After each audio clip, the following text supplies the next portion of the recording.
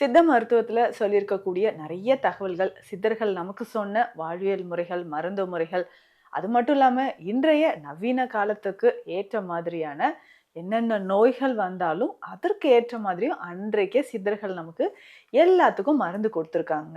இப்போ இந்த பதிவுல நம்ம என்ன பார்க்க போறோம்னா, பெரும்பாலும் நிறைய பேருக்கு இருக்கக்கூடிய அதாவது ஒரு பக்கம் வெயிட் லாஸ் பண்ணணும், வெயிட் லாஸ் பண்ணணும்னு பாதி பேர் ஓடிட்டு இருக்கோம். இன்னும் ஒரு பக்கம் வெயிட் கெயின் பண்ணணும் அப்படின்ற ஒரு விஷயம் நிறைய பேருக்கு இருக்குங்க. இது பார்த்தீங்கன்னா, நம்மகிட்ட நிறைய பேரண்ட்ஸ் அவங்களோட கிட்ஸ கூட்டிட்டு வராங்க. ஒரு சிலர் வந்து ஒரு 40 இயர்ஸ் ஆகுது, 35 இயர்ஸ் ஆகுதுங்க அப்படின்னு சொன்னா, "என்னங்க இவ்ளோ குட்டியா இருக்கீங்க, வெயிட் ரொம்ப கம்மியா இருக்கீங்க" அப்படின்ற மாதிரி இருக்கு.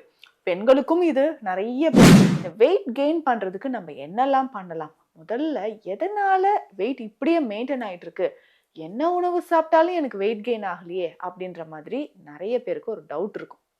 அதாவது ஹெல்த்தியா சாப்பிடுறேன், புரோட்டீன் நெறைய சாப்பிடுறேன், குட் கொலஸ்ட்ரால் நெறைய எடுத்துக்கிறேன் அப்படின்னு நீங்க சொல்றீங்க. இருந்தாலும் எனக்கு ஏங்க வெயிட் கெயின் ஆகவே மாட்டேங்குது? இந்த கண்டிஷனும் நெறைய பேர் ரொம்ப முக்கியமான விஷயங்கள் எல்லாமே நம்ம தவிர்த்துட்டு வரும்பொழுது, அடுத்தடுத்து நமக்கு வெயிட் கெயின் ஆக ஆரம்பிச்சுரும். ஃபர்ஸ்ட்டு ஹெல்த்தியா வெயிட் கெயின் ஆகுறதுக்கு நீங்க நெறைய ஆட்ஸ்லாம் பார்த்துருப்பீங்க. இத சாப்பிட்டா நல்லா வெயிட் கெயின் ஆகும், இத சாப்பிட்டா நல்லா புஷ்டியா ஆயிடுவாங்க, இவ்ளோ பலம் கிடைக்கும். அதெல்லாம் வேண்டாங்க. ஹெல்த்தியா வீட்ல இருந்த மாதிரியே இந்த விஷயங்கள் எல்லாமே செய்யுங்களேன். Welcome to Nitya's Varam, where ancient Siddha tradition meets modern healing. Experience the difference. வரம் நேயர்களுக்கு வணக்கம். நான் டாக்டர் நித்யா, சித்தா பிசிஷியன். சித்த மருத்துவத்துல சொல்லியிருக்கக்கூடிய நிறைய தகவல்கள், சித்தர்கள் நமக்கு சொன்ன வாழ்வியல் முறைகள், மருந்து முறைகள், அது மட்டும் இல்லாம இன்றைய நவீன காலத்துக்கு ஏற்ற மாதிரியான என்னென்ன நோய்கள் வந்தாலும் அதற்கு ஏற்ற மாதிரியும் அன்றைக்கே சித்தர்கள் நமக்கு எல்லாத்துக்கும் மருந்து கொடுத்துருக்காங்க. இப்போ இந்த பதிவுல நம்ம என்ன பார்க்க போறோம்னா, பெரும்பாலும் நிறைய பேருக்கு இருக்கக்கூடிய ஒரு பிரச்சனை. அதாவது ஒரு பக்கம் வெயிட் லாஸ் பண்ணணும், வெயிட் லாஸ் பண்ணணும்னு பாதி பேர் ஓடிட்டு இருக்கோம். இன்னும் ஒரு பக்கம் வெயிட் கெயின் பண்ணணும் அப்படின்ற ஒரு விஷயம் நிறைய பேருக்கு இருக்குங்க. இது பார்த்தீங்கன்னா, நம்மகிட்ட நிறைய பேரண்ட்ஸ் அவங்களோட கிட்ஸ கூட்டிட்டு வராங்க. ஒரு சிலர் வந்து ஒரு 40 இயர்ஸ் ஆகுது, 35 இயர்ஸ் ஆகுதுங்க அப்படின்னு சொன்னா, "என்னங்க இவ்ளோ குட்டியா இருக்கீங்க, வெயிட் ரொம்ப கம்மியா இருக்கீங்க" அப்படின்ற மாதிரி இருக்கு. பெண்களுக்கும் இது நிறைய பேருக்கு இருக்குங்க. ஏஜ் ஒரு 30, 35. ஆனா வெயிட் பார்த்தோம்னா, அவங்க ஏஜ் எவ்வளவோ அவ்வளோதான் வெயிட்டே இருக்கும். 35, 40 கேஜி தான் வெயிட்டே இருக்காங்க. அப்போ இந்த மாதிரி பெண்கள் அதிகமாக உடல் எடை இழந்து இருக்கிறதுக்கு காரணம். இப்போ இந்த மேரேஜ் முடிஞ்சு அதுக்கப்புறம் பிரெக்னன்சி டைம்லலாம் ஒரு கட்டாயமாக ஒரு குறிப்பிட்ட வெயிட் மெயின்டெயின் பண்ணணும். ஸோ ஹெல்த்தியான ஃபுட் எடுத்து அப்போதான் அந்த ஃபீட்டஸ் கருவும் வந்து அழகா நமக்கு ஹெல்த்தியா வளர ஆரம்பிக்கும். ஆஃப்டர் டெலிவரிக்கு அப்புறம் வெயிட் லாஸ் பண்றேன்னு சொல்லிட்டு நெறைய பேர் சாப்பிடாம இருந்து ரொம்ப ரொம்ப ஒல்லியாயிட்டு வெயிட் லாஸ் ஆயிட்டு இருக்கும். ஸோ இந்த மாதிரி நெறைய கேட்டகரிஸ் இருக்குங்க. இந்த வெயிட் கெயின் பண்றதுக்கு நம்ம என்னெல்லாம் பண்ணலாம்? முதல்ல எதனால வெயிட் இப்படியே மெயின்டெயின் ஆயிட்டு இருக்கு? என்ன உணவு சாப்பிட்டாலும் எனக்கு வெயிட் கெயின் ஆகலையே! அப்படின்ற மாதிரி நெறைய பேருக்கு ஒரு டவுட் இருக்கும். அதாவது ஹெல்த்தியா சாப்பிடுறேன், புரோட்டீன் நெறைய சாப்பிடுறேன், குட் கொலஸ்ட்ரால் நெறைய எடுத்துக்கிறேன் அப்படின்னு நீங்க சொல்றீங்க. இருந்தாலும் எனக்கு ஏங்க வெயிட் கெயின் ஆகவே மாட்டேங்குது? இந்த கண்டிஷனும் நெறைய பேர் நம்ம பார்க்குறோம். வெயிட் கெயின் ஆகறதுக்கு முதல்ல நம்ம என்னென்ன பண்ணணும்னா, உங்களுடைய ஃபர்ஸ்ட் பாயிண்ட் பாடி ஹீட். உங்க பாடி ஹீட் எப்படி இருக்குன்னு நீங்க தெரிஞ்சுக்கோங்க. பெரும்பாலும் பெண்கள் இதனால அதிகமா பாதிக்கப்படுறீங்க இல்லையா? அந்த உடல் சூடு இருக்கிறதுனால பார்த்தோம்னா, வெயிட் லாஸ் ஆகுறது. ஃபர்ஸ்ட் பாயிண்ட் அதிகமா எக்ஸஸா நமக்கு ஒயிட் டிஸ்சார்ஜ் இருக்கிறது. ஸோ பெண்களை பொறுத்தவரைக்கும் அதிகமான வெள்ளைப்படுதல் யாருக்கெல்லாம் இருக்கோ, வெயிட் லாஸ் ஆயிட்டே இருக்கும். அப்படியே ஆண்களுக்கு பார்த்தோம்னா, விந்து வெளிப்படுதல். அதாவது தனக்கே தெரியாம நாக்டியூர்னல் எஜாகுலேஷன், நைட் ஃபால் அப்படின்னு சொல்றோம் இல்லைங்களா? இரவு நேரத்துல நமக்கே தெரியாம விந்து வெளியேறிக்கிட்டே இருக்கிறது. இந்த கண்டிஷன்லயும் என்ன ஆகுதுன்னா, வெயிட் ஏறவே செய்யாது. அப்படியே இருக்கும். உடல் இளைச்சிக்கிட்டே போறதும் நம்ம பார்க்குறோம். அடுத்த கண்டிஷன் அந்த உஷ்ணம் அப்படின்னு சொன்ன பாடி ஹீட். உள்ளங்கை, உள்ளங்கால் தொட்டாலே உடல் சூடா இருக்கிற மாரி இருக்கு. ரொம்ப வருஷமா இந்த அதிகமான உடல் உஷ்ணத்தினால அவதிப்படுறேன். உட்கார்ந்து எந்திரிச்சுட்டு போனா அந்த சீட்டோ இல்ல சேர தொட்டாலே சூடா இருக்குன்னு சொல்லுவாங்க. அந்த அளவுக்கு உடல் உஷ்ணம் இருந்தாலும் வெயிட் கெயின் ஆகவே ஆகாதுங்க. என்னதான் நீங்க உணவு சாப்பிட்டாலும், அதாவது அந்த ஓட்டப்பானையில தண்ணி ஊத்துறோம் கதை அப்படி சொல்லுவாங்க இல்லையா? அந்த மாதிரி ஹெல்த்தியா சாப்பிட்டுக்கிட்டே இருந்தாலும், அதனோட சத்துக்கள் நம்ம உடல்ல போய் சேராது. அடுத்து 3வது முக்கியமான விஷயம் என்னன்னா, சரியான உறக்கம் இல்ல. ஸோ சரியா தூக்கம் இல்லாம இருந்தீங்கனாலும் வெயிட் கெயின் ஆகாது.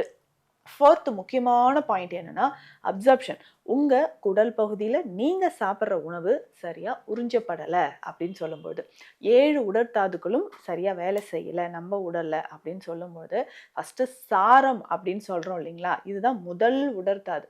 இதுவே நமக்கு கன்வெர்ட் ஆகலை, அதாவது சத்துக்கள், சாப்பிட்ட உணவுல இருந்து சத்துக்கள் மாறலை அப்படின்னாலும் நமக்கு இந்த மாதிரி நடக்க ஆரம்பிச்சிருங்க. ஸோ இந்த முக்கியமான விஷயங்கள் எல்லாமே நம்ம தவிர்த்துட்டு வரும்பொழுது அடுத்தடுத்து நமக்கு வெயிட் கெயின் ஆக ஆரம்பிச்சிடும்.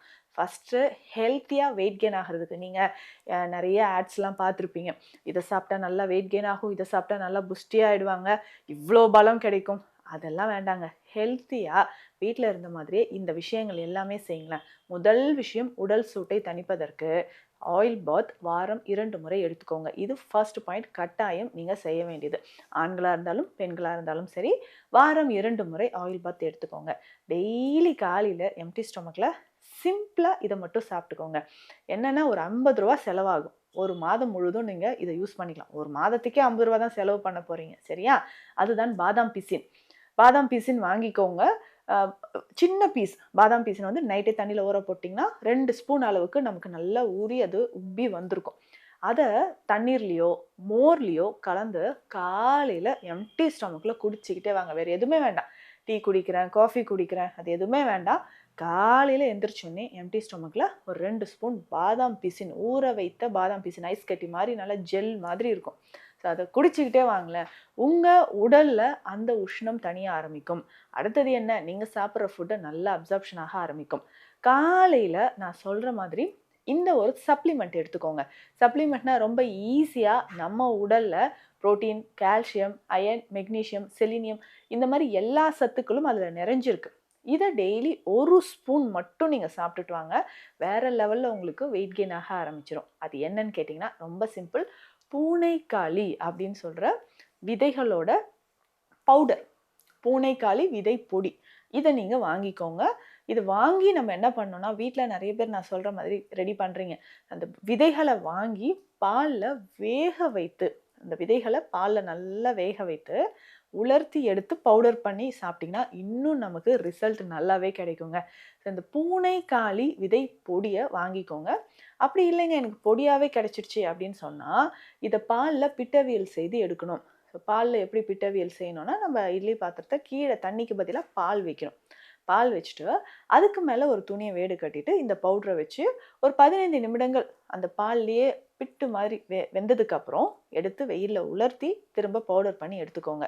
இந்த பூனைக்காளி விதை பொடி இருக்கு இல்லைங்களா, இதை எடுத்து வச்சுக்கணும். இதனோட சில பொருட்கள் மட்டும் நம்ம சேர்க்கணும். இந்த பூனைக்காளி விதை பொடி உங்களுக்கு 200 கிராம் இருக்குது அப்படின்னு சொன்னால், கசகசா பொடி 50 கிராம் சேர்த்துக்கோங்க. நெய்யில் வறுத்து அந்த கசகசாவை நல்லா ஃபைன் பவுடராக பண்ணி 50 கிராம் எடுத்து வச்சுக்கணும். இதனோட சீரகம் பொடி 50 கிராம் எடுத்து வச்சுக்கணும். ஸோ சீரகம் நம்ம உடலில் குடல் பகுதியில் இருக்கக்கூடிய கழிவுகளை வெளியேற்றும். அவ்வளோதாங்க. இது 3 நல்லா மிக்ஸ் பண்ணிவிட்டு 1 ஸ்பூன் எடுத்து பாலில் மிக்ஸ் பண்ணி குடிச்சிக்கிட்டே வாங்க. டெய்லி குடிக்கலாம். காலையில் குடிக்கலாம், இல்லைன்னா நைட்டு நீங்கள் உணவுலாம் எடுத்த பிறகு கூட நைட்டு குடிச்சிட்டு வரலாம். டெய்லி ஒரு வேளை இதை சாப்பிட்டுக்கிட்டே வாங்களேன். கொஞ்சம் கொஞ்சமாக உடல் எடை அதிகரிக்க ஆரம்பிக்கும்.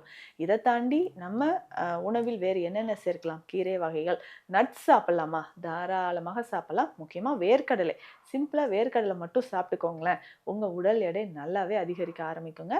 இன்னும் முக்கியமாக ஒரு விஷயம் என்னென்னா கான்ஸ்டிபேஷன், அடுத்தது மலச்சிக்கல். ஸோ மலச்சிக்கலும் இல்லாமல் பார்த்துக்கோங்க. மலச்சிக்கல் இருந்தாலும் நம்ம உடலில் பசியே இல்லாத ஒரு மந்த நிலை ஏற்படும். அதையும் நீங்கள் பார்த்துக்கோங்க. ஸோ இந்த பதிவில் நான் சொல்லியிருக்கக்கூடிய விஷயங்கள், ஏன்னா நிறைய பேருக்கு வெளில போனாலே ஃப்ரெண்ட்ஸு, ரிலேட்டிவ்ஸ் எல்லாமே கேட்குறாங்க, ஏன் இவ்வளோ வெயிட் லாஸ் ஆகிருக்கு, என்ன ஆச்சு, ஏது சுகர் வந்துருச்சா, வேறு ஏதாவது உடம்பு சரியில்லையா, இப்படிலாம் கேட்குறாங்க அப்படின்னு சொல்கிறீங்களே, வருத்தமே படாதீங்க. சிம்பிளாக, ஈஸியாக, ஹெல்த்தியாக, சைடு எஃபெக்ட் இல்லாமல் வெயிட் கெயின் ஆகிறதுக்கு என்னென்ன பண்ணலான்னு இந்த பதிவில் பார்த்தோம். மேலும் சித்த மருத்துவ ஆலோசனைகள் தேவைப்பட்டால் ஸ்க்ரீனில் இருக்கிற நம்பருக்கு காண்டாக்ட் பண்ணுங்கள். நன்றி. Welcome to Nitya's Varam, where ancient Siddha tradition meets modern healing. Experience the difference.